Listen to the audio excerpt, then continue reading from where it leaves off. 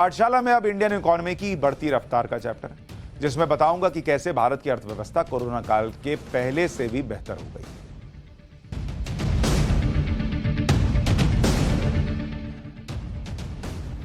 दुनिया के कई बड़े देश मंदी और महंगाई की मार से परेशान हैं। कोरोना के बाद दुनिया के कई देशों की इकोनॉमिक ग्रोथ कम हुई है। कई जानकारों ने भारत की आर्थिक रफ्तार के बारे में आशंका जताई थी कि भारत कोरोना की मार से उबर ही नहीं पाएगा। इसको लेकर विपक्षी नेताओं ने जमकर मोदी सरकार की नीतियों की आलोचना भी की। कहा गया कि प्रधानमंत्री नरेंद्र मोदी की नीतियों से देश का हाल श्रीलंका जैसा हो जाएगा। लेकिन नेशनल स्टैटिस्टिकल ऑफिस की तरफ से जारी आंकड़े बता रहे हैं कि भारत की जीडीपी ग्रोथ दुनिया में सबसे ज्यादा है। नेशनल स्टैटिस्टिकल ऑफिस की तरफ से जारी आंकड़ों के मुताबिक इस साल अप्रैल से जून की तिमाही में भारतीय अर्थव्यवस्था 13.5% की दर से बढ़ी। मैन्युफैक्चरिंग सेक्टर करीब 5% की दर से बढ़ा। एग्रीकल्चर और फिशिंग सेक्टर का ग्रोथ रेट 4.5% रहा। कंस्ट्रक्शन सेक्टर 16.8% की दर से बढ़ा। फाइनेंशियल रियल एस्टेट का ग्रोथ रेट 9.2% रहा। माइनिंग सेक्टर की ग्रोथ रेट 6.5% पर रही। इकोनॉमिक ग्रोथ के ये आंकड़े देखने के बाद भी विपक्षी नेताओं को चैन नहीं। कोविड के पहले वाले हालात से बेहतर इकोनॉमी पर भी उनको टेंशन हो रही है। कांग्रेस नेता सुप्रिया श्रीनेत कह रही हैं कि कोविड से पहले वाले लेवल में पहुंचने में 3 साल लग गए। ये चिंता की बात है। एक बार उनको सुन लीजिए। हमारी जीडीपी टोटल 36.85 लाख करोड़ की 36.85 लाख करोड़ की है। अब यहां पर बताना जरूरी है कि 2019-20 आज से 3 साल पहले हमारी जीडीपी 35 लगभग 35.5 लाख करोड़ की थी। 35.5 लाख करोड़। 3 साल में और क्या हुआ?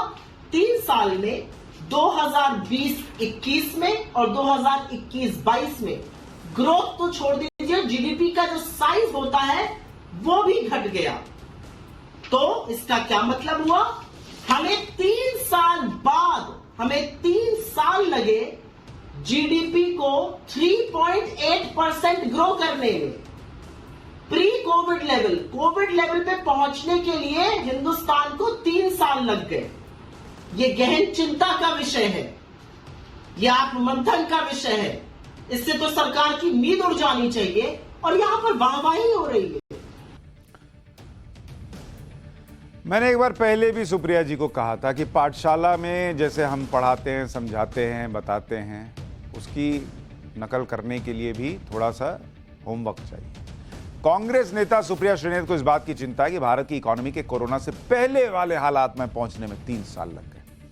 लेकिन उनको यह नहीं दिख रहा, और हो सकता है दिख रहा हो लेकिन वो आपको बताना नहीं चाह रही कि दुनिया के बाकी देश कहां खड़े हैं। अब भारत की तुलना में दुनिया की बड़ी इकोनॉमीज का हाल क्या है जरा बताता हूं।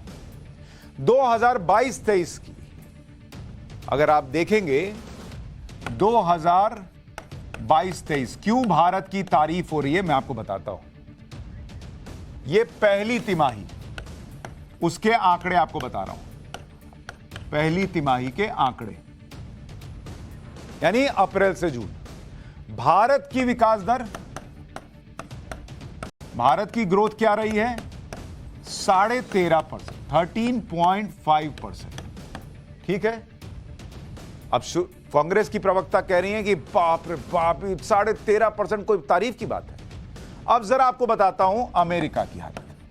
अमेरिका में इसी तिमाही में जो विकास दर है वो रही है -0.6%। माइनस में बॉस। ब्रिटेन में आपको बताता हूं, इसी तिमाही में जो विकास दर रही है वो रही है -0.1%। माइनस में ब्रिटेन में। तो ये नीचे गया है, माइनस यहां है, नीचे आपको दिखा रहा हूं। इसके अलावा स्पेन में जो विकास दर है वो है 1.1%। कहां हम 13.5%, अमेरिका माइनस में है, ब्रिटेन माइनस में है, स्पेन 1% पे खींच रहा है अपने आप को। इटली, इस देश से तो भारत का बड़ा लगाव है, इटली में 1% की विकास दर रही। फ्रांस 0.5%, चीन 0.4%, जर्मनी 0.1%। यह है दुनिया के बड़े बड़े देश, बड़ी बड़ी अर्थव्यवस्थाओं का हाल, जो कोरोना के संकट काल के बाद पैर घसीट कर आगे बढ़ रहे हैं। और भारत दौड़ रहा है तो कांग्रेस पार्टी की प्रवक्ता को पसंद नहीं आ रहा, पसंद नहीं आ रहा। वो कह रही है कि प्री कोविड काल में पहुंचने में 3 साल लग गए। मैडम, दूसरे देशों का भी हाल देख लीजिए कि वो कहां पड़े हुए हैं, हम तो फिर भी पहुंच गए। रूस यूक्रेन का युद्ध भी आ गया, फिर भी पहुंच गए, और अभी और आगे जाएंगे रॉकेट की तरह। लेकिन दूसरों का हाल देख लीजिए। भारत की इकोनॉमी दुनिया में सबसे तेजी से बढ़ रही है। दूसरी तरफ अमेरिका और ब्रिटेन की अर्थव्यवस्था में लगातार गिरावट आ रही है। अमेरिका में तो मंदी आने की बातें चल रही हैं। दुनिया के बड़े देश आर्थिक रफ्तार कम होने से परेशान हैं। कई देश अभी तक कोविड की मार से उबर नहीं पाए, जबकि तेजी से बढ़ती इंडियन इकोनॉमी अब कोविड से पहले वाले हालात से भी बेहतर स्थिति में पहुंच चुकी है। अप्रैल से जून 2019 में भारत की जीडीपी 35.48 लाख करोड़ रुपए। कोरोना के बाद 2020 में जीडीपी गिरकर 27 लाख करोड़ के आसपास आ गई। 2021 में इकोनॉमी में सुधार आया और हम 32 लाख करोड़ तक पहुंच गए।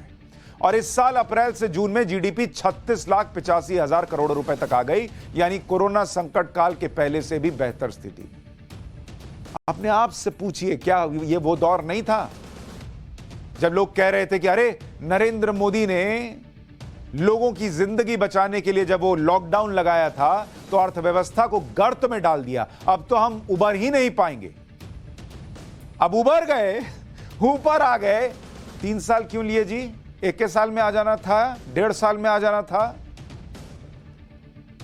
चैन एक पल नहीं और कोई हल नहीं।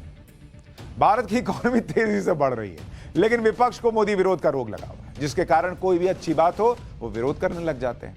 विपक्षी दलों ने यह भी आरोप लगाया था कि भारत भी मंदी का शिकार होने वाला है, लेकिन इसी जुलाई में ब्लूमबर्ग की रिपोर्ट ने भारत में मंदी आने की आशंकाओं को खत्म कर दिया। ब्लूमबर्ग ने दुनिया के कई इकोनॉमिस्ट से एक सर्वे कराया, जिसकी रिपोर्ट के मुताबिक भारत में मंदी आने की आशंका 0% है। यानी भारत की अर्थव्यवस्था इतनी मजबूत है कि ग्लोबल मंदी का कोई असर नहीं होगा।